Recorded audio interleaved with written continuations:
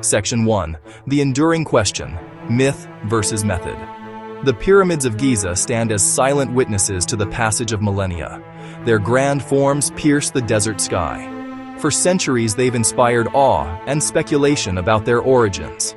Many fanciful stories have been told: powerful magic, lost technologies, otherworldly visitors, and a grim picture of countless slaves whipped under the harsh sun.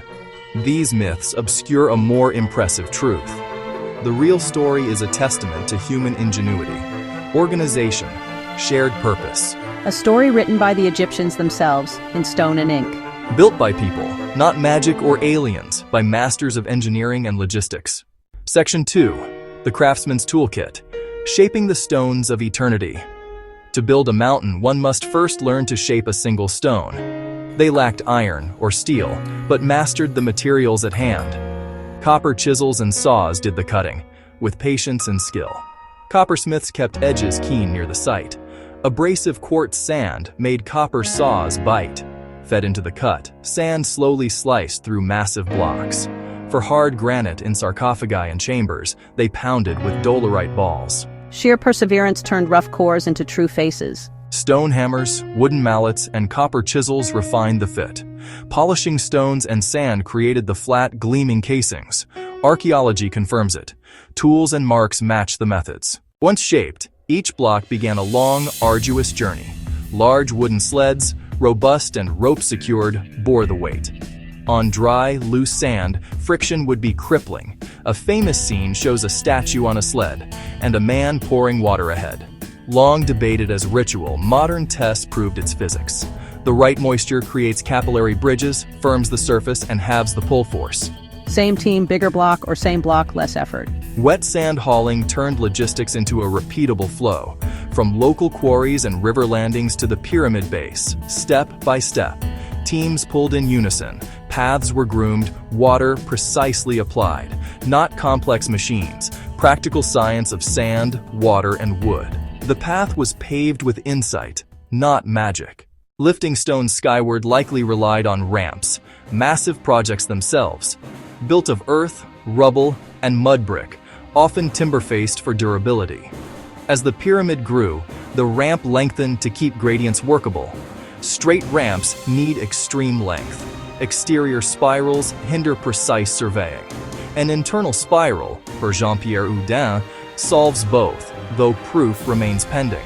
Ramps transformed horizontal muscle into vertical lift. Levers gave precision, prying multi-ton stones into place with millimetric control. Support works were built, modified, and dismantled as courses climbed. The monument rose as the temporary machinery vanished into history. Popular imagination long pictured vast armies of slaves, foreigners forced by the lash, so the story went. Archaeology paints a different picture. A planned settlement and cemetery for builders. Not crude pits, carefully constructed tombs for native Egyptians. Bones show robust health, protein-rich diets, and hard work. Injuries, treated. Fractures, set. Even evidence of surgery. This was care, not expendability.